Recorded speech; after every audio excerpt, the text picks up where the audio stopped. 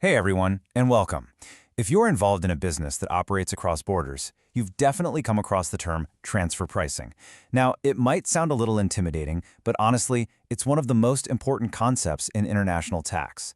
Today, we're going to break down the 5 official OECD methods to help you get it right. So, to get our heads in the right space, just think about this scenario for a second. A car company builds an engine in Germany, then ships it to its own assembly plant in the US. What's the price of that engine? Right? It's not a real sale to an outside customer, but tax authorities in both Germany and the US need a price to figure out how much profit the company made in their country. That internal price, well, that's a transfer price, and that's the exact problem we're going to solve today. So here's how we're going to tackle this. First, we'll start with the one single principle that guides everything. Then we'll look at the 2 main families of methods. From there, we'll dive into the specific tools in each of those toolkits. And finally, we'll wrap up with how professionals actually pick the right tool for the job. Okay, before we get into any of the nitty-gritty methods, we absolutely have to understand the foundational rule that governs all of transfer pricing. It's called the arm's length principle. To put it really simply, the arm's length principle just says you have to treat your own subsidiary as if it were a complete stranger. The price you charge your German factory for that engine, it should be the exact same price you'd charge if it were a totally separate company you were negotiating with on the open market. It's all about fairness and making sure profits aren't being artificially shifted around the globe. Now, applying that principle isn't always a walk in the park. So the OECD has given us a set of tools, and they're grouped into 2 main families, or you could say 2 different approaches. On one hand, you've got the traditional transaction methods. Think of these as the most direct route. They look at the actual transaction, the price of the product or the gross profit margin. And on the other hand, you have the transactional profit methods. These are a bit more indirect. When a direct comparison just isn't possible, these methods zoom out and look at the overall net profitability of the companies involved. So let's open up that first toolkit, the traditional transaction methods. The OECD is really clear that these are the most direct and, frankly, the preferred way of figuring out an arm's length price if you have good comparable data. First up is what's called the Comparable Uncontrolled Price Method, or just CUP. And this one really is the gold standard. It's so simple. You find an identical, or at least very, very similar, transaction between 2 totally independent companies, and you just use that price. If you can find a good CUP, the OECD says it's better than all the other methods because it's the most direct proof of what the market is willing to pay. And this example makes it crystal clear. Let's say your company, A Co., sells coffee beans to its subsidiary, B Co., for $90. But out on the open market, an independent company, X Co., is selling the exact same type and quality of coffee beans to another unrelated company for $100.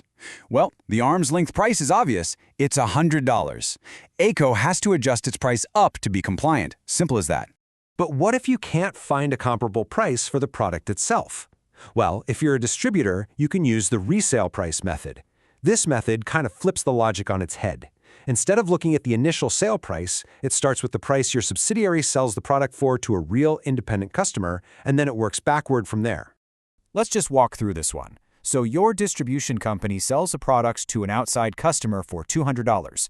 We go out and find that similar independent distributors make a gross margin of about 25% for their work. So we subtract that 25% margin, which is $50, from the final resale price. What's left over? $150. And voila, that is the arm's length transfer price your manufacturer should have charged the distributor in the first place. Okay, the third traditional method is the cost-plus method, and it's basically the mirror image of the resale price method.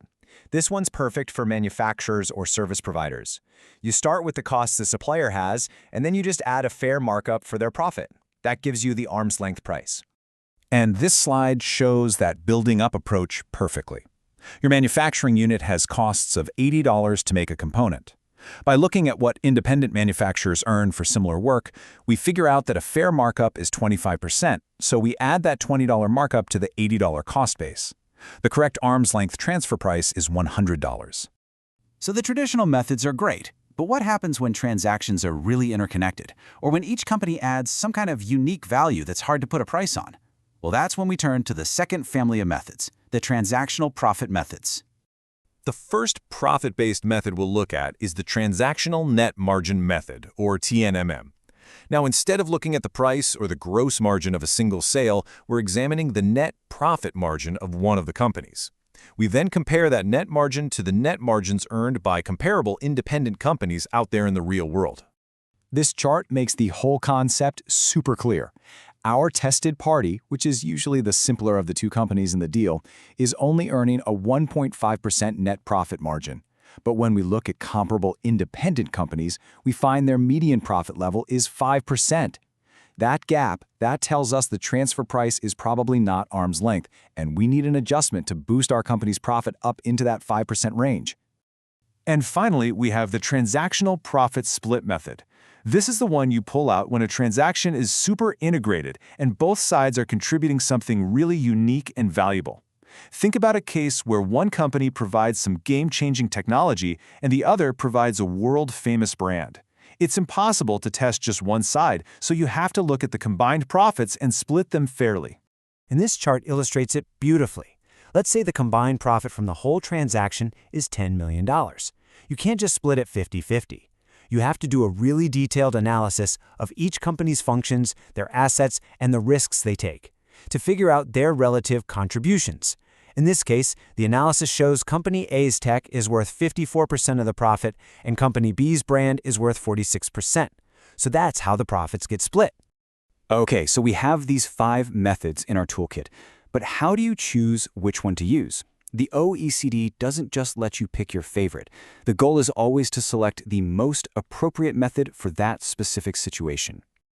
Picking the right method really isn't about what you'd prefer. It all depends on the specific facts of the transaction. You have to think about the strengths of each method, the exact nature of your transaction. Is it a sale of goods, a service, a license? And maybe most importantly, what kind of reliable data can you actually get your hands on? The availability of good comparable data often forces your hand on which method you can use.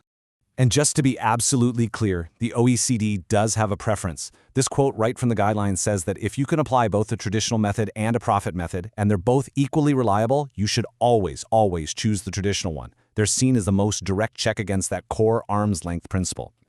And remember, these methods aren't just a few good ideas. They're part of a huge comprehensive framework. The OECD transfer pricing guidelines are the global standard, the rulebook used by both giant companies and tax authorities in more than 100 countries to make sure the system is fair and consistent for everyone. And that leaves us with one final thought to chew on. These 5 methods were designed for a world of tangible goods in pretty standard services. But as businesses rely more and more on data, on algorithms, on unique digital assets, how well is this framework going to hold up? Are these tools going to be enough to fairly allocate profits in the economy of tomorrow? Well, that's the big question facing tax experts all over the world today.